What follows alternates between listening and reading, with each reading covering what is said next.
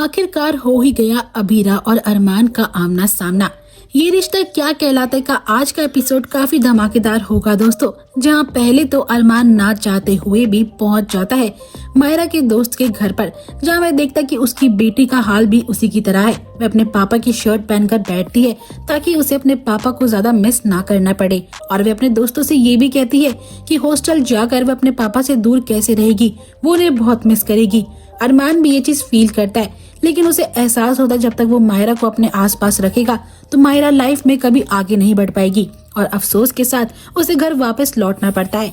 दूसरी ओर मुक्ति को अभीरा समझाती है कि उसके सपनों के लिए वो कुछ भी कर सकती है, तो ये लोन वगैरह की टेंशन मुक्ति ना ले तो ज्यादा अच्छा होगा। एटलीस्ट एक लाइफ में उसको हर खुशियां मिलने का पूरा हक है। दूसरी ओर अरमान जब घर पहुंचता है तो दादी सा यहाँ पर उसके हाथ की चोट को ठीक करती है, और ठीक करते हुए उसे समझाती है कि तूने मायरा को बंद पिंजरे में कैद कर लिया है और वह चिड़िया अब बाहर निकलना चाहती है। अगर जब तक तू उसे अंदर रखेगा, अपने साथ रखेगा, तो बाहर की दुनिया का सामना वो कैसे कर पाएगी। अरमान, मैं इस घर में सब देखती हूँ लेकिन बोलती कुछ नहीं हूँ, इसका मतलब ये नहीं कि मुझे किसी के दर्द का एहसास नहीं है। वह अरमान को समझाती है कि मायरा दूर जा रही है, इसका मतलब ये नहीं कि तू परेशान रहेगा, तुझे अच्छे से उसे समझाना चाहिए। दूसरी ओर मुक्ति जो होती है अभीरा से नाराज होती है कि वह इतना बड़ा लोन ले रही है, उसके लिए खर्चे में कटौती कर रही है और गैराज 24/7 खोल के रखेगी सिर्फ इसलिए कि मुक्ति अपने सपनों वाले स्कूल में पढ़ाई कर सके।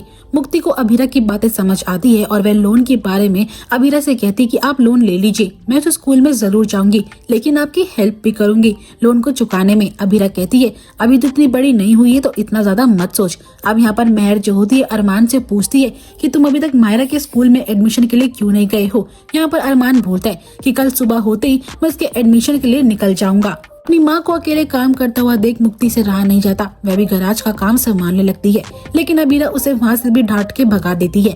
अब मुक्ति अपने दोस्तों से बात करते हुए सोचती कि ऐसा क्या करूँ जिससे कि मैं अपनी माँ की मदद कर सकूं। अब गैराज बंद रहेगा तो काम कैसे होगा, वैसे भी बहुत सारे पब्लिक हॉलीडेज आ रहे हैं, रिंकू दीदी की शादी होने वाली है, तो इस वजह से गैराज में तो कोई आ ही नहीं पाएगा। इसलिए मुक्ति यहाँ पर अपनी तिगड़म का इस्तेमाल करती है।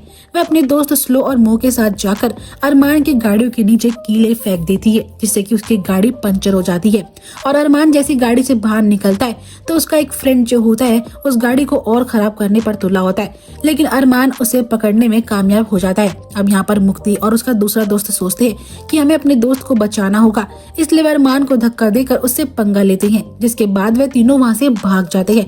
अरमान को इस बात पर काफी गुस्सा आता है, वह अपने ड्राइवर से कहता है कि फौरन ही किसी गैराज का पता करे। और दोस्तों, जिस गैराज में अरमान अपनी गाड़ी ठीक कराने जाएगा वो और किसी का नहीं बल्कि उसकी अभीरा का होने वाला है।